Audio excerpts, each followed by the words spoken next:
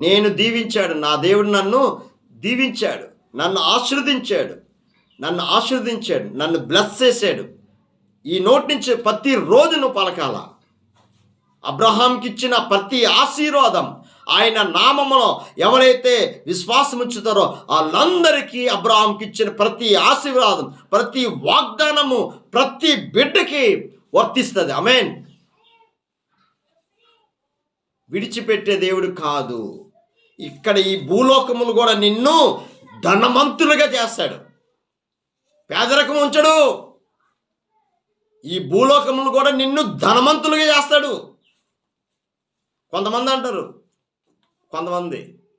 అయ్యా దేవుని నమ్ముకుంటే కష్టాలు వస్తాయి.